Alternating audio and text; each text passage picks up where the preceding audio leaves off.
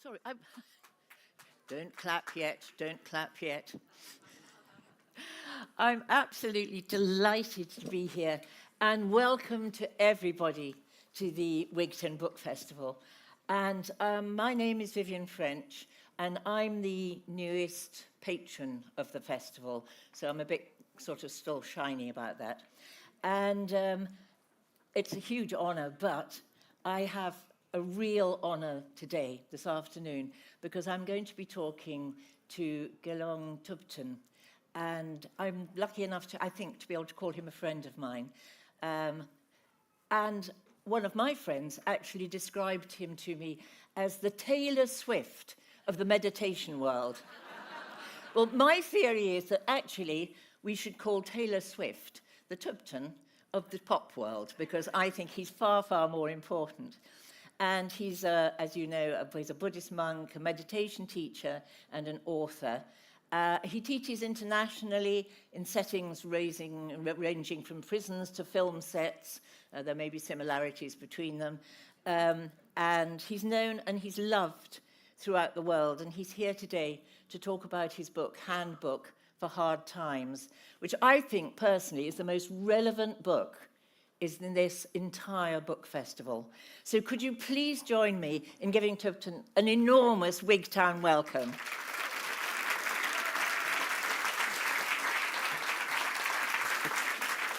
Hi. Yay! All right. Okay. Thank you. Hello, hello. I insisted on giving him a theatrical entrance Well, there you go. because I think it's very important. Can we begin at the beginning, please? Okay. How did you come to end up at Sammy Ling? Yes, it's such a long time ago because I've been a monk now for longer than I've not been a monk. I've been a monk for 30 years. I became a monk when I was 21. And so it's like a different world in a way because I was so young and so anxious all the time. I came to the monastery because I was suffering from very severe anxiety disorder, and which had escalated into a heart problem. And I was very ill, and doctors were saying to me, you've got to do something to reduce your stress. I know that going to a Buddhist monastery is an unusual choice when a doctor says that to you, but for me it wasn't hugely unusual because I had grown up in a Buddhist family. So my parents are of mixed heritage. My dad's English, my mum's Indian, and actually on both sides there was Buddhism, quite strongly. Although as a child it was never forced down my throat, but there were always monks around and there was a Buddhist kind of scene around the house. And so I think when I hit a really bad patch in my early 20s of kind of like a burnout, a major burnout, I immediately knew that meditation would be a solution. And just things happened all at the right time, right place. You know, an old school friend told me about this monastery in Scotland in the borders, which was at that time just starting to allow people to be monks for a year. Mm-hmm. And she was going off to be a nun for a year, and I said, can I come with you? Can I be a monk? She said, sure, let's go. We went. She did her year, and I stayed. Right. For me, it just felt like I wanted to do longer, and I took vows for another year, another year, another year. I think after 4 years, I decided to take lifelong vows. Mm-hmm. But initially, it was literally just going to be a retreat and then go back to normal life. How did you find it when you first got there? Because I remember in your book you were imagining, I think the phrase was misty-eyed monks wandering about, exuding calm and... It wasn't like that at all and still isn't. And that's what I love about it. It's real people with real problems trying to find solutions, and it's very earthy and very grounded. And it was nice for me because when I joined the monastery, there were about 50 of us. We were all quite young and burned out and sort of frazzled, and it was like a group experience of all together trying to learn meditation and go through this journey. So it suited me down to the ground. And I would say that my friends and even my family were a bit surprised when I decided to stay, because they assumed it was just almost like rehab or something, right. You know, just a quick thing that you'd get better. But yeah, it felt completely right for me to stay, so I did. Mm-hmm. And did you feel comfortable with it from the beginning? Or was, I Yes. remember you said in the book that there were times in the first 3 months when did you take to meditation immediately? Oh, I hated meditation. Yeah. Hated it. I don't hate it anymore, but I hated it. Which I think is a very important phase to go through, where you're struggling with it and it's not that easy. And I think I hated it because I had some funny ideas about what it is. Even though I'd grown up as a Buddhist, I'd never actually learned how to meditate. I learned when I got to the monastery, and yeah, the first few meditations I did, I thought, this is awful. I don't like this at all. And now I've signed up, and it's too late to run away. And it felt a bit like I'd made the wrong decision almost. But then I got into it slowly. All the time when I struggled with the whole thing, I never felt it was. I never doubted what it is. I just felt I wasn't capable of doing it. And I think that's quite healthy, and one still needs to have those kind of doubts. Yeah. Yeah. And tomorrow morning at 9 o'clock, right here, you're going to be running a meditation. You're going to be talking about meditation. I'm giving a meditation workshop, which for me is about talking a bit and also guiding people in meditation. I love to get very practical with it and explain to people that it's much easier than they maybe thought it was, and look at some of the misconceptions about it and some of the cultural beliefs about it and how to change our mindset. Yeah. Yeah. So you got to Sammy Ling, and you were there for a year, and then you signed up for... And then tell us about how it went from there, because you were involved in some... I mean, there was the 4-year meditation. Yeah, I started to do retreats. So I was in Sammy Ling for a year, and then in the next second year, I decided to go into retreat. Retreat, I mean, you'd think, isn't Sammy Ling retreat enough? Well, no, because it's actually a very busy monastery with a lot going on, and I wanted to go deeper. So retreat is where you basically lock yourself away for a period of time with no contact with the outside world. And so in my second year, I went into a retreat for 9 months on my own. And it was during those 9 months, which were hell. I mean, they weren't fun at all, but hell in a productive way. During those 9 months was when I started to take the decision to stay a monk for my whole life. And then I started to do more retreats, little retreats here and there, but it wasn't until I think I'd been a monk for at least 10 years, 12 years, when the opportunity came up to do a very big retreat, 4 years long. And that was in 2005, and that was on the Isle of Arran. Some of you are probably aware of Sammy Ling and Holy Isle. Have you heard of Holy Isle? Holy Isle is where the nuns do retreat and the monks do retreat on the bigger island, Arran. And yeah, that was a 4-year-long retreat in 2005. And tell us more about that. I found it very hard, but I didn't have any kind of illusions I didn't think it would be easy. I knew it would be hard, but it was harder than I could have possibly imagined. I think it was hard because, for me, particularly because I think I hadn't really, the depression and anxiety, all the mental health challenges which had taken me to a monastery in the first place, I sort of suppressed it all when I first became a monk and just tried to kind of float above it and not look at it. And it was still needed to be addressed. So 10 days into that retreat, it all came back full force. I started to have panic attacks again. And I was very shocked. I thought, wow, here we are again. Hang on, what's going on? And that was my experience for the first half of the retreat, 2 years, 2.5 years, in fact, of just deep, utter torment. And for me, the learning there was, at some point halfway through the retreat, it was really sink or swim time, and I had to really start to address this stuff. And for me, it was about learning not to push it away so much and learning to sit comfortably with the pain. And so that really is the seed of this book I've written, Handbook for Hard Times. It's very much born from that time. Obviously, it's from the teachings I've received, and it's from Buddhist philosophy. But for me personally, with the meditation, it was about that moment in retreat. It wasn't a moment, but a phase in retreat where I started to teach myself how to be more kind to the part of me that I'd been pushing away for so long. and to kind of almost move towards it and embrace it. And that, I think, is the only solution with suffering, is to stop rejecting it and to embrace it without necessarily trying to make it worse or becoming some kind of masochist. But I would say it's about sending compassion into the part of yourself that you've always despised. Yeah. Because at one point you actually made a run for it. I did. But you went back. I did. I mean, it was very dramatic. I jumped over the wall, ran away. And it's not like a cult, you know, if you leave, nobody's stopping you leave. But you yourself have made a decision to stay in there. So I didn't get very far. I think I ran halfway down the road and then came back. But that was the turning point where it was sink or swim. And I thought, this is too much for me. I got to get out. And there was, you know, I thought I would have to get out completely and just stop being a monk and give the whole thing up. And something in me stopped me and got me back into it, but with a new commitment to do it differently. It does feel in the book as if that is a kind of a real moment. And the fact, turning point. And the fact that you had the freedom to leave, and then it was your decision to come back. Yeah. I mean, I had to actually beg to be let back in. Right. Because it's not great to leave a retreat. It's not, you know...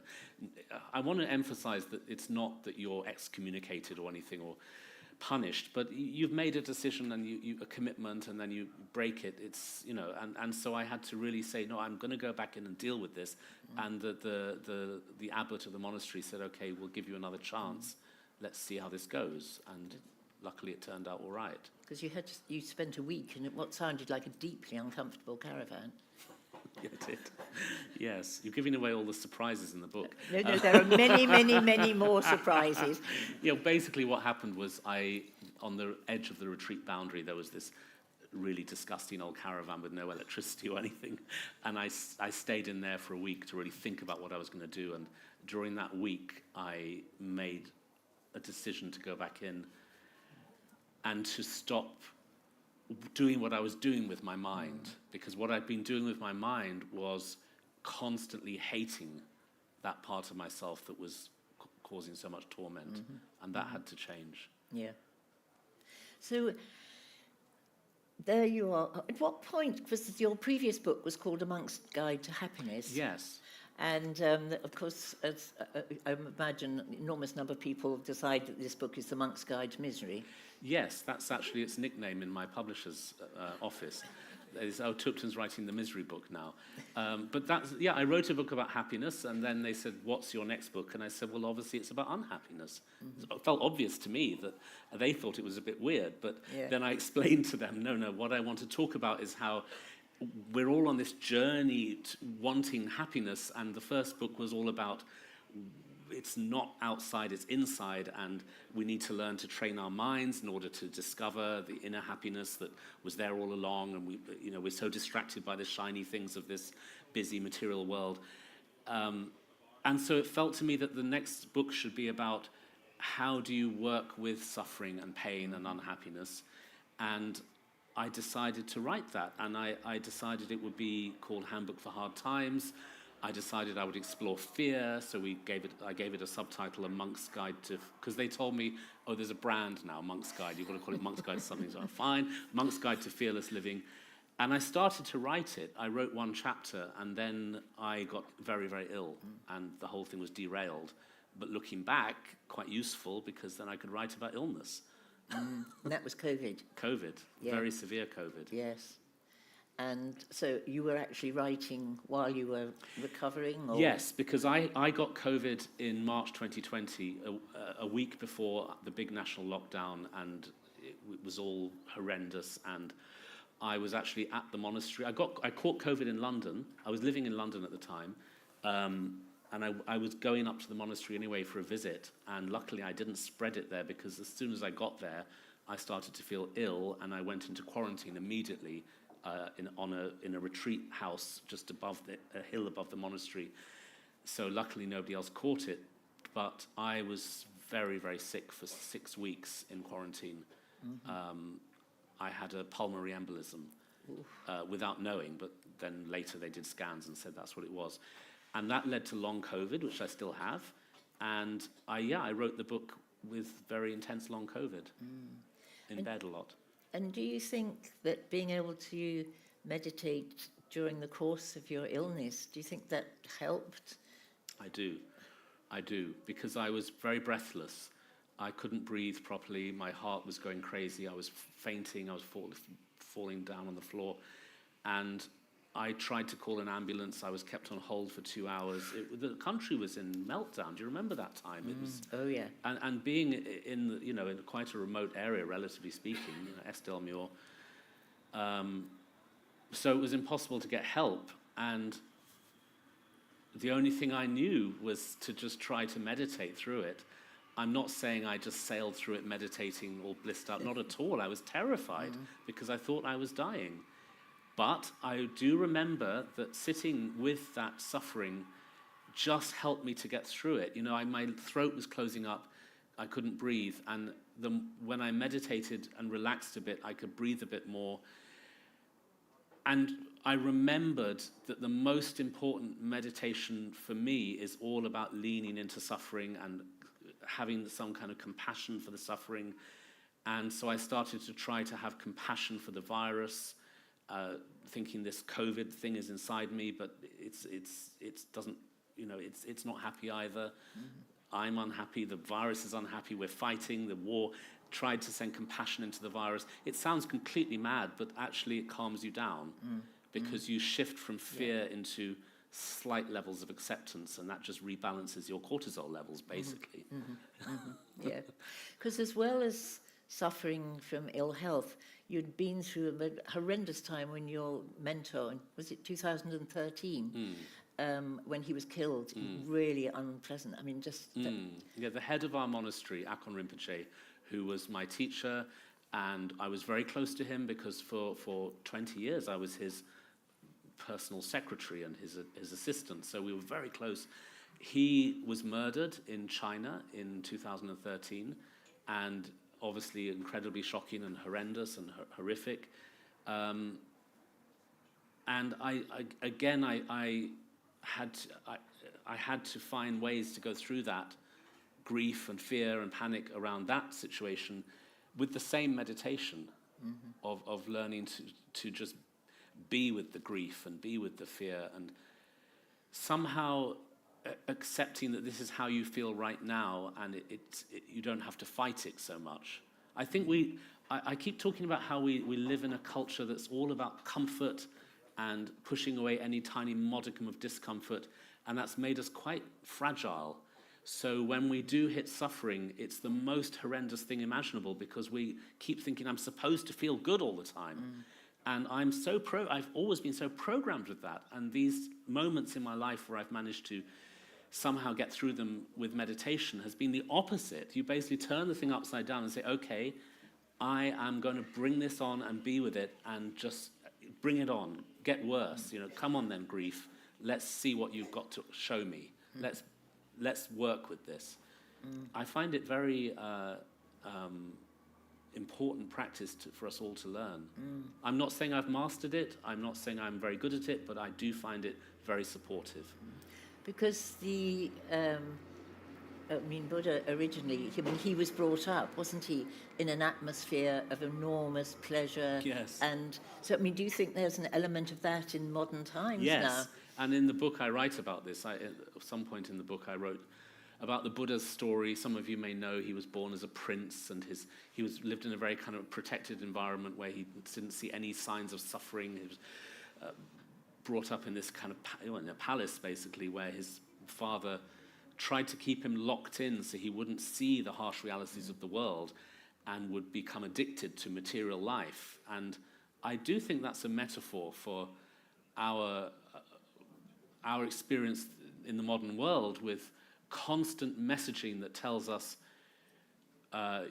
if you have this object, you will be happy. If you have this lifestyle, you will be happy. If you look like this person, you will be happy.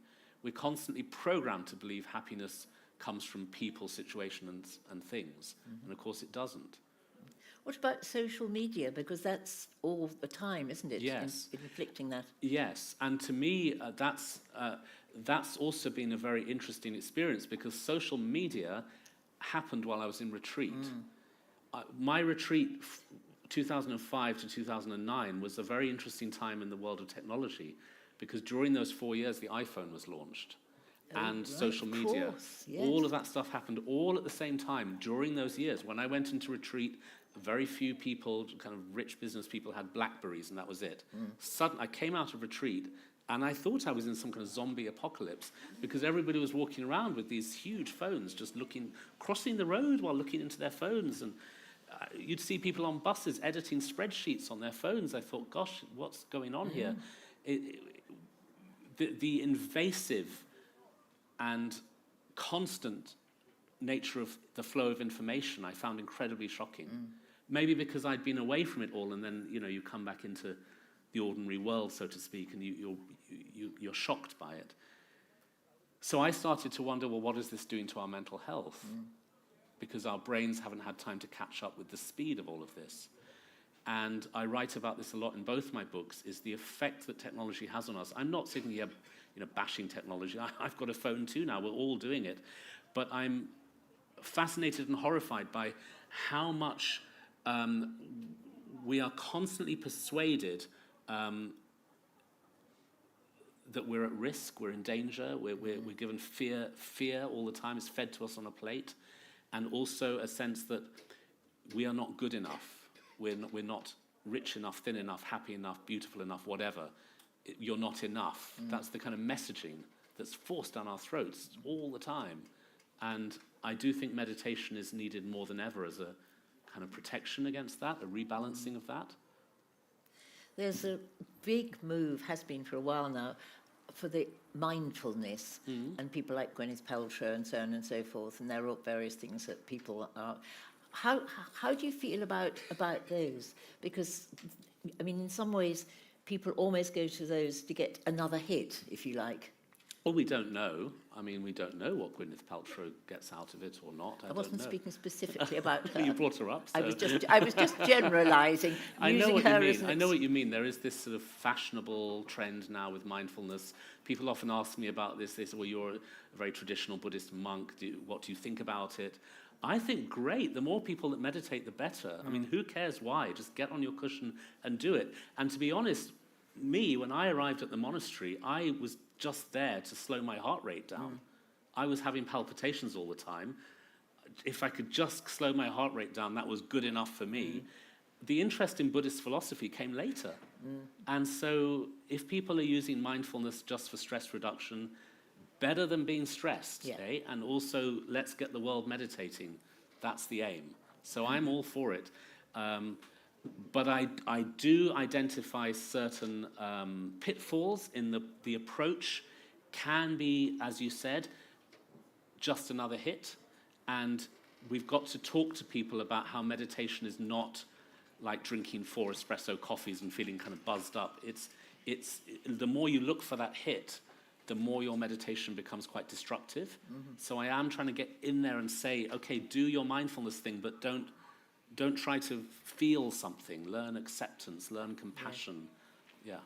No, because I think people are very much looking for the feeling. Yes, I would agree. And I certainly know that in myself. When I first started meditating, I was definitely looking for it to make me feel something. A little bit like when somebody takes a drug and then sits waiting for the experience. So when am I going to, come up on this drug? It's a meditation. I think I was using it a bit like that. And of course it made me more miserable, because the more you try to feel something, the more you're telling yourself, I don't feel good. And so I started to get quite interested in my own processes there, where I'm sitting down meditating, trying to feel good, and I'm meanwhile telling myself I lack the feeling of feeling good. So I'm creating more trouble for myself. I'm quite interested in that process and how to weave one's way out of that process.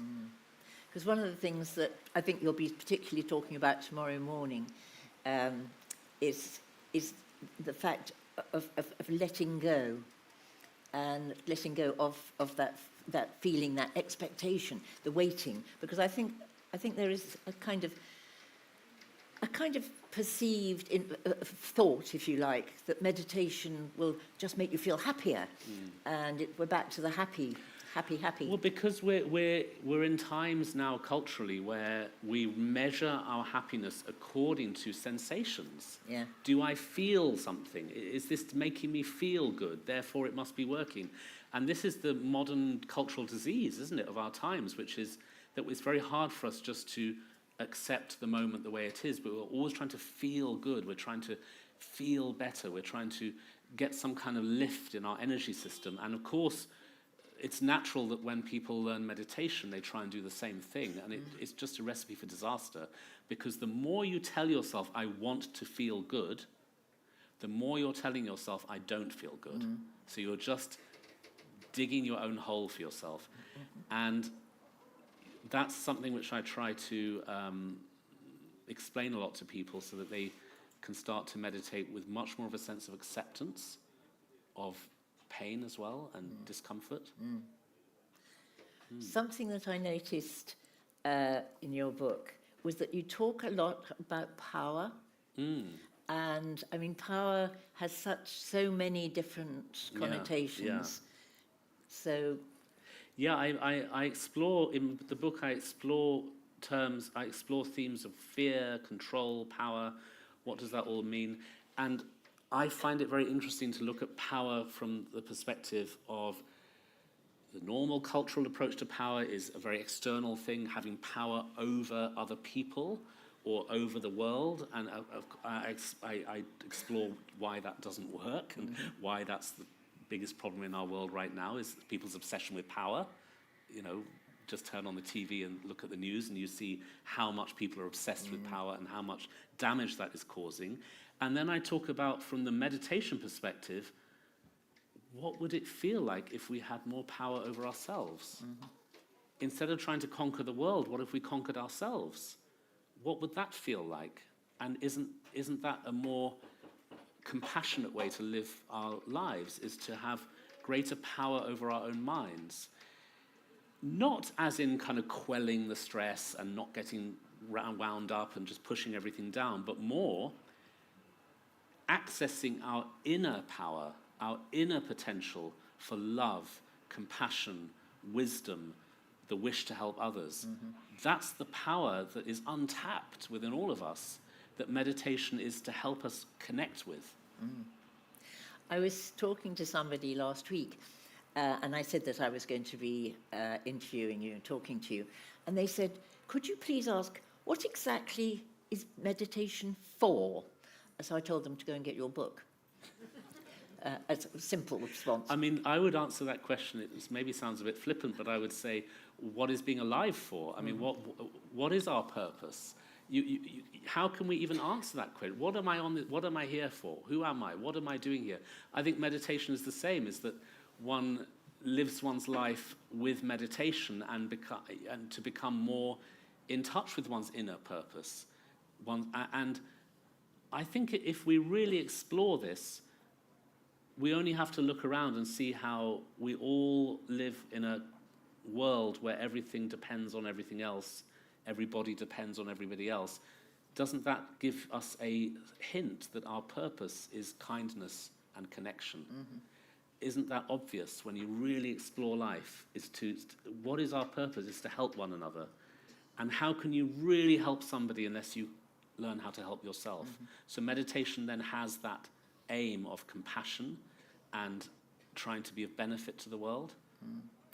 It is the fear, though, isn't it? I mean, people are so fearful. I mean, we're being told all the time, but I think people are also afraid of, I mean, we talked about feelings, but I also think people are afraid of revealing their true feelings. And they have this kind of, I mean, I always describe it as a wallpaper front. Yeah, we're guarded. We put our guard up because we are afraid to be vulnerable. And the irony of that is that actually when we drop our guard and we are vulnerable, people like us more. But the reason we put the guard up is because we think they won't like us. So that is the weird irony of life, is that we become brittle, we become selfish, we become egocentric because we're afraid that we won't be loved. And yet it makes us incredibly unlovable. And the more we drop our guard and the more we connect with others, the more we can feel love and receive love. That's the answer to the human problem, is love. And I think meditation is the fastest way to get there. You work a lot with children. And yes, thank you. yeah, quite right. Yes. Yeah. You work. How does it feel? Here we go again. I mean, children respond, in my experience, very, very well. I like working in schools. Yeah. Yes. Yeah. I mean, I work with primary school age, secondary school, university, all different levels, and I would agree, children respond very well, and there's a naivete there and a innocence that means that they're less sort of, well, they always say try to come to meditation without too many preconceived ideas. Well, what better than a child then, because they really are fresh. So you can, teach them meditation and they kind of lap it up. And what I find sad and troubling is how much, when I talk to teenagers at school, they talk about how they know they're addicted to social media, they know that it's toxic, they know what they're doing, and they don't see any way out. And then we talk about how meditation can help with that. Mm-hmm. Mm-hmm. And they respond. Yeah. Yes. Yeah. Yeah. It seems a pity that it isn't rolled out into kind of every school. It's sort of on the curriculum in many schools. I've seen it there. Yeah. I've been to so many schools where they do start the day with a little meditation. It's sort of become part of the health and well-being policy of the school. Yeah. We need more of that, Yeah. definitely, because, it's obvious, isn't it, that the world's problems can be improved if the new generation, who are the future leaders, start now calming their minds and developing love and compassion. So yeah, get meditation into schools, and in 10 years the world will be a better place, of course. Yeah. Meditation for world leaders? Yes, it's almost too late, because if somebody wants to be a world leader, you can be pretty sure they have quite a problem with their ego, because why else would you want to be a world leader? So it's let's be honest, isn't it? If you want to be a world leader, there's something wrong with you. Yeah. Yeah. Yes. Yes. So, I like this. but I have friends who are very brave and courageous, and they go into parliament and they go into different governments and they try to teach meditation, and I think it can be effective and beneficial, sure, of course. But it needs a cultural shift, a kind of paradigm shift, where people start thinking more about compassion and stop seeing compassion as a weakness, but see it as a strength. Yes. Yeah. Because you also have worked in prisons. Yes. And I mean, I've worked in prisons, and I Have find you? yes, and I find prisoners. When you first went into a prison, how did it feel? Well, I was very worried by all the locks that were being closed behind me. Yeah. Because there was a succession of locks, and I was thinking, yeah. "Am I It's ever bang, going to bang, get bang, out?" bang, Yes, bang. Yes, exactly. yes, yes. But in fact, I found that the guys, it was a men's prison, I found them actually very, very open. Yeah. It was very, Yeah. it was really quite I found the same. Exactly, Yeah. yes. Yeah. And they were much more Yes. welcoming, Yes. and they were far more vulnerable Yes. and willing to admit. The first time I went into a prison to teach meditation, they put me in the worst offenders wing, Yeah. really very serious crimes. And they said, the prisoners are going to make you your breakfast. And I mean, they had their own kitchen and they made me breakfast. And I was sitting there thinking, I'm having breakfast with rapists and paedophiles. And poisoners. And it was a really interesting experience. But then when we got talking, there was an openness and a vulnerability. And the main thing I wanted to tell them was, whatever you've done that's got you in here, right now, this is your meditation retreat. You guys have got a government-sponsored retreat. People pay thousands to be in retreats. It's handed to you on a plate. Use it for transformation. Yeah. Otherwise, you're going to just go out and reoffend. Yeah. And so I do feel that meditation is absolutely essential in the prison system. Yes. Yeah. Do you know how much it's available into prison? There is an organisation that trains people to be prison chaplains and go in, and I don't know how much they're doing it. I used to do it a lot. I haven't for a few years. I think this country is a bit behind. I think it's more popular in the States, maybe. Yeah. I'm not sure. Yeah. Just going back to your book, which is what we're meant to be talking about. I'm fascinated by the by the section on forgiveness, because I think we were talking earlier about this phrase, well, I'll forgive him, or I'll forgive her, or them, but I won't forget. And why do we say that? Because it means we haven't actually forgiven. exactly, yes. I'll forgive, but I won't forget. What does that mean? You're going to forgive, but you're going to hold the grudge, or you can think about it again and again? And I appreciate that. I mean, I'm sounding as if, oh, it's so easy, just forgive. Of course it's not easy, but in both my books, the chapters on forgiveness were the chapters I enjoyed writing the most. Really? Definitely, because I feel so excited by the fact that Buddhism offers tools for forgiveness. Because you can't just say, oh, forgive, as if it's that easy. It's like saying, you know, just let go. I mean, how ridiculous. If you're consumed with hurt, and if something dreadful has been done to you, you can't just drop it like a stone. There's some work that needs doing. And I find it so exciting that in meditation, there are techniques for forgiveness. Techniques where literally as if you were taking your brain to the gym and getting it stronger, you are training in forgiveness. And so in the book, I offer methods for taking situations that you feel very wounded by and teaching yourself how to forgive and realizing that that makes you more powerful, here's the power word again, rather than you've lost the battle or you've lost something, you've gained something. Because forgiveness frees you, it's nothing to do with the other person, is it? They may never know whether you've forgiven or not. But we've got to free ourselves, otherwise we're just carrying toxic burdens around. And anger as well. Yes, anger is so interesting because it's something that I think we assume that if we get it out, it's almost like vomiting poison and then the poison's out of our body. And so we assume I mustn't, okay, yes, sure, I agree, we shouldn't suppress it.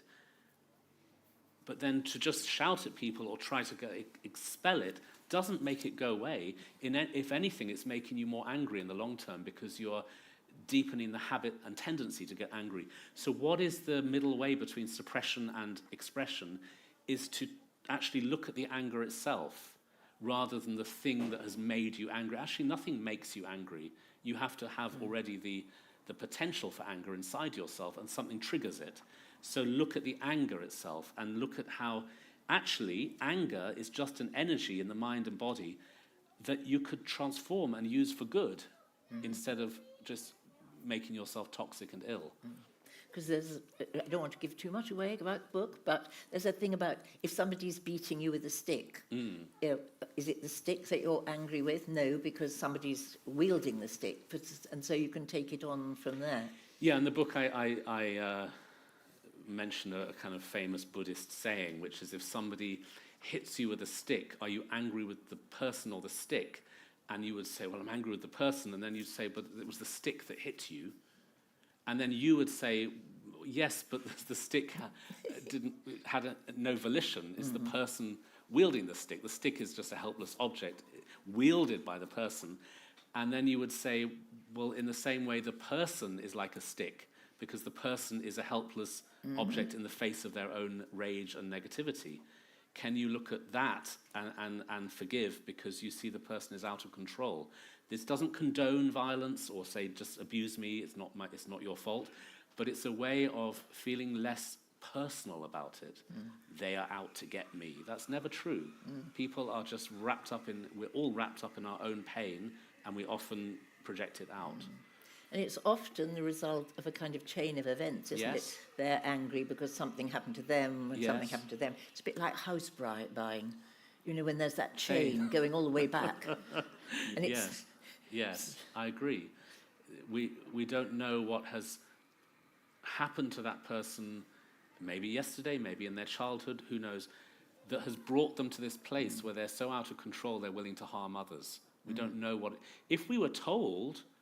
oh, did you not know that that person has suffered terrible abuse or this or that? We'd feel very differently about it.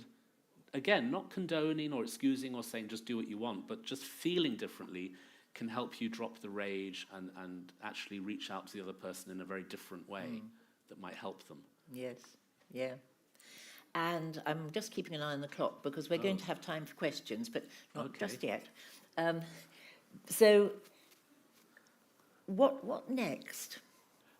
In what sense? Well, you've written Oh, The Monk's Guide to Happiness. We've got Handbook for Hard Monk's Times. Guide to Unhappiness. What do you guys think? The Monk's Guide to what? What's next? Madness. Sorry? Madness. Madness. The Monk's Guide to Madness. That's a great title. Yay.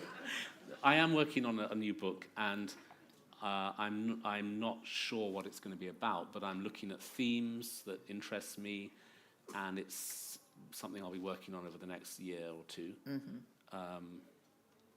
I want to go deeper each time with a deeper and deeper approach to meditation. Yeah.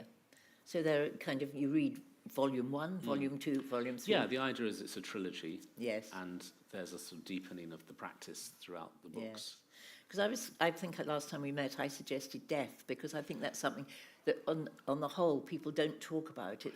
We hope it's not going to happen. Yeah, I mean, we use this expression, if I die, as if there are options. Yes. And we are very weird about death, aren't we? It's the one thing that's definitely, absolutely, totally going to happen to all of us. Every single one of us will be dead. And it's the one thing we don't prepare for. We prepare for everything else, but never for death. Prepare as in prepare our minds so that we can go through it with less fear. And Buddhism has immense wealth of techniques for dying with less fear. And also, the more you are aware that death is an inevitability, the more you might, or the less you might waste your time now. Because I think we waste so much time because we assume we have loads of it. But when you really have a sense of the urgency of time, we might become more enthused about this moment, because actually this is all we have, potentially. And we're lucky that we have it. Yes, and I think thinking about death doesn't have to make you miserable. It can make you actually excited about what time you have and using it well. I had 28 great-aunts, and they died on regular intervals. And they used to have a wonderful time, the ones that were left, chatting about, who'll be next year. And it was, it was just something that was going to happen. And that's quite rare, because the modern culture is very much about suppression and denial of death, isn't it? And sanitizing the whole thing. Yeah. So maybe there might be something about... There will be definitely material on death in the next book. I just don't know if the whole book will be about death. Yeah. There's other stuff as well. We'll see. Yes. Yeah. Because your books have been translated into an enormous number of languages. I haven't got a clue what they say. There's 12 or 13 translations. I don't know what it says in other languages. I hope it's all right. It's in Arabic, Russian. Yeah. Because German. I remember, I think it was the Polish one that was, when it was retranslated back into English, it wasn't quite the same title. It was instead of Handbook for Hard Time, it was something like a Handbook for Fearfulness or something like. Oh, I see. And I thought that no, was the Polish title was The Power of Fearless The Power Living. of Fearless Living. Which I didn't That's mind. right. They do Which check I thought that was, with no, me. I like that. They do check the titles Yes. with me, but I have little control over all else, including the covers. Right. Although there was one cover which had a weird hot air balloon. I said, what's this got to do with meditations? They agreed to change it. Right. No, I'm pleased. I'm really pleased. I feel very humbled and very grateful that people are reading the books and that it has been translated. I'm just always a little bit unsure about what the translation is like, but what can you do? Well, quite. What can you do? No, because I take so much care about the English. I'm very finicky about the language. I was just and the edit. yes. I edit it very, very thoroughly. So then you wonder how it comes across in another language. Yes. Yeah. Yeah. No, that was something I was going to mention, actually, is that, I mean, it's a delight to read. It really is. I mean, the language, in fact, sometimes the cadences of the language are so lovely you almost don't see what it's saying. Oh, that's not a good thing then, is it? Well, I don't know. but no, I'm obsessed with rhythm. Yes, I noticed. Because I used to be a musician. Yes. And so I try to write musically. So what I do is I write the book very unmusically. It's a big mess. And then I print it out. I find it much easier to work on the page than the screen. And then I chop words out and I try to create a rhythm that's like a gently galloping horse. Yeah. And I feel that with the rhythm of the reading, the message might go in deeper. Yes. Yes. And I'm very, very obsessed with that, actually. That means the books, I mean, my publishers are astonishing because I have a 2-month turnaround. anyone who writes books knows that's unheard of. It is. You know, you hand it in and then 2 months later it comes out. It's because I'm last minute. I say, I need to do another edit. I've got to do another read. And they let me. I get away with a lot. I think the robes give me a kind of authority about it. I say, I have to do this, and they let me. I might have to turn. I might have to. Yes. No, but it really, really works because I mean it's well known that with children, that with rhyme, things you learn much quicker if you learn sort of A B C D E D, but whatever. Absolutely. And it's the same, I think, with your writing. Well, I do it when I do public speaking. Is I speak in a certain way that you emphasize certain words, you repeat certain sentences, and then the message is driven home. Yes. I've slightly had to adapt that for writing because I did read a review of my first book which said he just repeats himself the whole time. And I thought, oh gosh, I do, because when I speak, I do. That's how you get a message home. In writing, you have to slightly tone that down. Well, it's not exactly the same. I mean, you phrase it in a different way, so that... Well, I think I went a bit too far in book one, yes. I reread it and thought, he does go on a bit, doesn't he? Oh, dear. I should have checked. They must be on audio. Yes. Do you read them? Yes. Yeah, good. Yes. Yes. No. Yes. And did you enjoy the experience? No. Did you not? Well, no. Why not? Have you ever read your own writing? Oh, yes. Do you enjoy it? Yeah, I love it. Why do you love it? Because I'm a show-off. Well, I'm a show-off too. We're all show-offs in certain ways, but don't you find it... don't you feel artificial about it? Because you're reading but trying to not sound like you're reading. That's quite hard, isn't it? That's where I struggled, is they said, make it sound like you're saying it for the first time, but read exactly what's on the page. Maybe because I'm reading about 6 witches who all have 6 different voices, you know. Oh, you do voices? I do voices. Oh, brilliant. I want to do voices in my books. Well, so I found it hard because you have to read the book but make it sound fresh. Yeah. And they give you 3 days in the studio and you have to just kind of go through it. But I'm pleased I did it because I wouldn't want someone else to do it. And also in the audiobooks, I've done guided meditations. Yes. With long pauses so that people can follow it. Yes. Audibly. There's one at the end of each chapter. There is a meditation, and which you can skip if you want to, or you can come back to. I would really recommend reading the book over and over and over and over again, because each time you read it, you find something new. I should take you with you wherever I go. You're very good at promoting the book. Thank you. I'll give you my... Now, we've got just over, because we started a little bit late, so I'm allowing for that. And I don't think anybody will shout at us. But I just wanted to ask if we have got people with mics. So if you have a question, I'm going to be a little bit bossy and say, could you please wait for the mic to come to you before you ask your question? But if there are people with questions, please put your hands up and somebody will come towards you. There, somebody straight away. Fantastic. Thank you so much. Hello. Hi. Thank you so much. You're welcome. My question is, did you explore any other philosophies before you came to Buddhism, and did any other philosophies really resonate with you? No, I didn't. And I grew up in a Buddhist family, and so I didn't. But, well, no, it's not true. No, let me start again. I grew up in a Buddhist family, but definitely my parents explored other paths in a way, and I definitely went. We went to. My mother was very, very involved in Native American culture when we moved to America, so we did lots of that kind of stuff, and Hinduism, Judaism, all of that. I was sort of exposed to all of that, but I never really took any of it in. And when I started meditating, that was what I wanted to do. So I feel a bit like I just went straight for Buddhism without exploring other things very much. Yeah. I feel that all paths have value, and you find the one that really resonates with you. Yeah. Any others? Yes.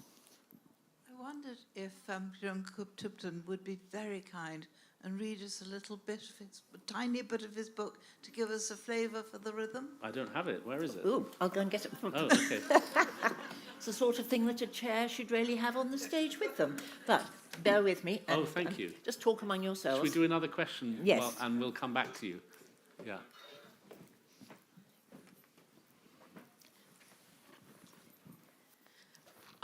I don't know much about meditation, so this might be an ignorant question. You mentioned how for you, meditation comes a lot from compassion. Is there other forms that would have a different root than compassion? No. Because compassion, the very fact that you would sit down to meditate is evidence that there's a part of you that wants happiness. And that means you are compassionate towards yourself. Even the person who is incredibly hard on themselves, if they sit down to meditate, that is an act of compassion, because you're basically saying, I'm going to give myself some medicine here. So you can't bypass that. It's always going to be there. And the meditation journey is about expanding that and growing that. But what is compassion? That's the thing. I mean, is it just a nice feeling, or is it a sense of connection, a sense of commitment, a sense of feeling that we're all one family? I think that's more what compassion is. Thank you. I'm sorry about, there's a marmalade at some point. Marmalade? Well, I was reading it over breakfast. Oh, brilliant. What do I read? I mean, there's the whole book here. I don't know where to start. You want me to read a little bit?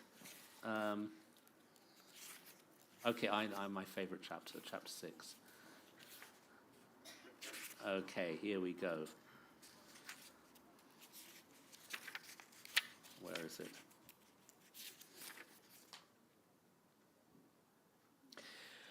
Merging. The principal method for acceptance is to meditate on or even within our suffering. We can only do this if we let go of the narrative, the storyline, the he said this, the she did that, the why did this happen, or the why me. Once we learn to stop listening to those thoughts, we enter a space where we can move closer to the pain and discomfort. Through dropping the storyline, it is easier to become one with our suffering. This means focusing on it and completely relaxing into it. What lies beneath it is an emotion, and the practice is to place our attention on how that emotion feels in the body. It usually has a physical resonance, such as tightness or heaviness in the chest, the belly, or another area. Once we've found it, we can move closer. Thanks.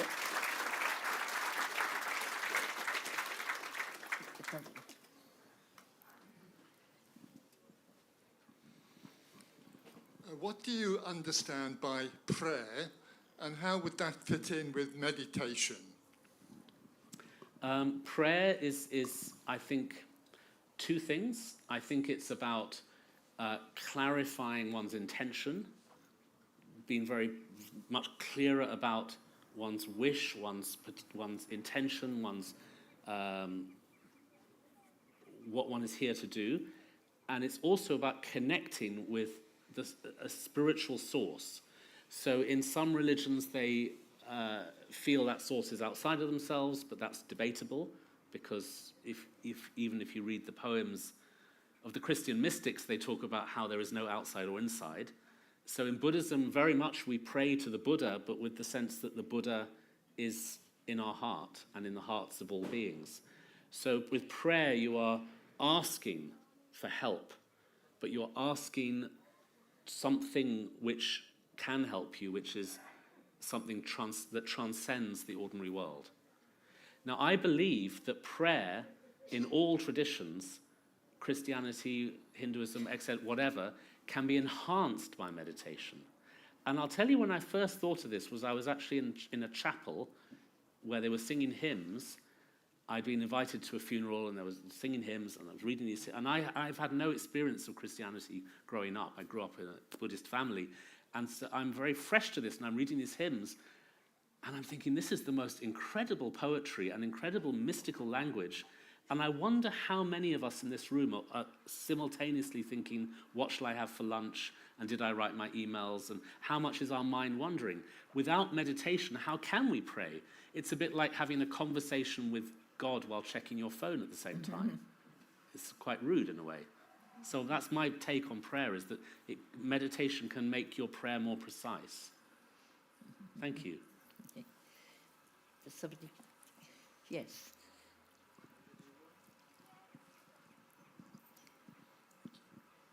Thank you, Thubten. Thank Hello. you, Viv. Hello. I want to ask you about your most important meditation teacher and your relationship with them, and what your thoughts are on the relationship, that type of relationship. Well, Akon Rinpoche was my teacher. I'd say still is. He died. He died 10 years ago, 11 years ago. And I think it is important to have a teacher or teachers, because they can guide us on the path. And I've never been into this kind of slavish devotion where you're sort of almost like a cult leader and you worship them. That doesn't interest me at all. What interests me is that when I first met my teacher, it became so obvious to me that he could see what's wrong with me at the same time as seeing my potential. And he had this amazing ability to point out to me where I was going wrong, but at the same time I felt incredibly accepted. And you just got the feeling that he could see what we all have potential. We all have great potential for growth and development and expansion. And the teacher is there to help us to start to reach that and unlock that.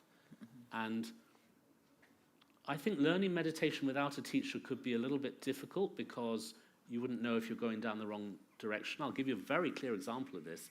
I was doing a certain kind of meditation for years and years and years, and then Akon Rinpoche said to me, "It's making you worse. Don't do it." And I said, "Why?" He said, "Because you have a particular kind of tension that when you do this kind of meditation, you're just making yourself more stressed." He made me go and lie on the grass at the monastery and look at the sky. He said, "Meditate on the clouds and the sky. Don't do breathing for now." And that was a perfect example to me of how a teacher is like a doctor with medicine. Yeah. Interesting. Yeah. I think we've got time because, as I say, I'm allowing for the fact we started a little bit late. If there is one more question, yes, there's somebody just here. And bear in mind, if any of you are coming tomorrow morning, there'll also be time for questions then. Yes. 9 o'clock tomorrow morning in here. Hi. I've done bits of Buddhism in my life, and I walk with death, and he's life, death, all part of the whole thing. But I'm concerned about the bardo. What about it? I worry about, is it like a purgatory thing? Before you just do. The word bardo is the word traditionally used to explain what happens to us after we die. In Buddhism, particularly Tibetan Buddhism, there's quite a lot of instruction manuals that teach you what happens when your body is dying, and then the mind goes through a certain experience before the next life. The bardo is this interval period. And if meditation is a very good way for preparing us for that, so that we can learn how to navigate that with more strength and less fear. So your question was that you feel a kind of fear about that. It's a bit like, it's almost a bit like I know death, but I don't know the unknown. Isn't that why we're frightened of death? Because Yeah. of the unknown. We have no idea what's going to happen next. And I once said to Lama Yeshe, who's the abbot of our monastery, I said, you know, as a Westerner trying to practice Buddhism, this is obviously the stumbling block. We live in a one-life culture. And all this stuff about reincarnation, bardo, etc., how are we supposed to get our heads around it? And his answer was brilliant. He said, just wait and see. Hey, genius. And I'm Yeah. thinking, okay, let's hedge our bets and think, well, Buddha was probably right, so we'll go with it. And I loved how another one of our teachers, Karmapa, he said, each day is a new life. And when you go to sleep at night, that's like dying. And then your dream state is the bardo. And then you're born again the next day. Live the now with love, compassion, and joy.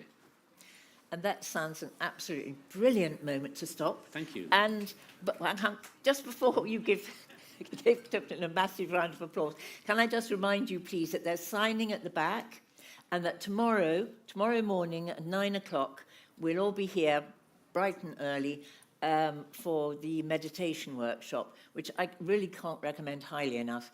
So please, we look forward to seeing all of you again, and more people beside. But thank you so, so much for coming, and particularly a massive thank you. And please, can we just express our thanks to you? Thank you. Thank you.